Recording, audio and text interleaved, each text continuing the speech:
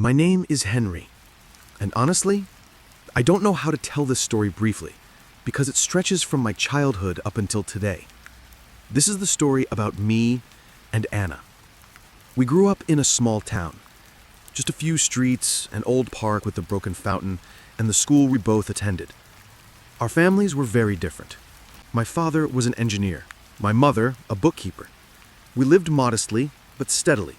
We never had luxuries, but we always had enough. Anna's home was different. Her father drank a lot. Her mother worked 2 jobs. There was little peace in her house, and maybe that's why she spent so much time at mine. My mom always fed both of us, and my dad explained her math problems or showed her computers worked.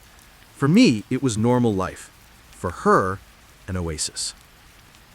Anna was fiery, emotional, sometimes too much. She laughed louder than anyone, she could argue with teachers, but she had the kindest heart. I was the opposite. Quiet, careful, always thinking twice before speaking. She was fire, I was water. But that contrast only drew us closer. As teenagers, we became more than friends. I remember our first kiss after a school dance. I walked her home, and she suddenly said, "Henry, you always look like you're afraid of losing something." Then she kissed me. Everyone in town knew we were together. People said we were a perfect couple, the boy and girl who grew up side by side and belonged to each other. But after high school, reality came crashing in. I got a scholarship to study in a big city. That was my dream, to leave the small town, prove myself. Anna stayed. She couldn't leave her family. A father sinking into alcohol, a sick mother, responsibilities she couldn't abandon. We promised to write, to call, to visit. At first we did, but distance. It's a cruel thing. I drowned in studies, new people, a faster life. Our daily messages became weekly. Calls turned rare. I told myself I was busy, but in truth, I was slowly learning to live without her. Anna grew tired of waiting. Her life was hard. Her father worse, her mother's health declining, money running out. And then a man appeared. Older than us, reliable, with his own business.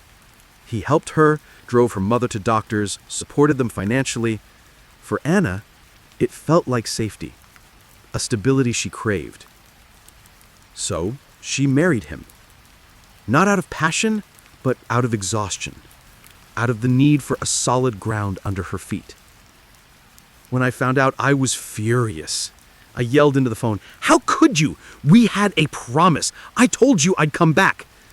And she whispered, "You promised, but you didn't come back. I can't live on words alone." I threw the phone down and hit the wall until my hands bled. I was only 21 and I felt I'd lost everything. Years passed. I built a career, traveled, had relationships with other women, but no matter who they were, I compared them all to her, and none of them ever matched. Then, we met again. I was 30. Back in my hometown visiting my parents, I saw her in a store, carrying groceries. Her hair was tied back, her face a little tired. But when her eyes met mine, time stopped. We talked. Awkward at first, like strangers, then more openly. I learned her marriage had been falling apart for years. Her husband was cold, harsh, treating her more like furniture than a woman. She endured it, but eventually realized that she was suffocating. We started seeing each other more. Coffee shops, walks, hours of conversations. Old wounds began to heal. Fears returned too. Would we fail again? Then Anna made a choice. She filed for divorce. It wasn't for me, it was for herself. But once she did, we grew even closer. We started dating again. It wasn't the teenage love we once had. This time, it was different.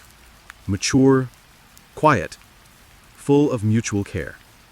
We didn't need fairy tales anymore. We just wanted to be together. And then she told me she was pregnant. I'll never forget that moment. I sat in silence, only thinking, this time I will never let her go. Never. we got married. And now, when I wake up and see Anna smiling in her sleep, when I see her preparing the baby's room, I realize something. Life may take everything from you, hurt you, force you to wait for years.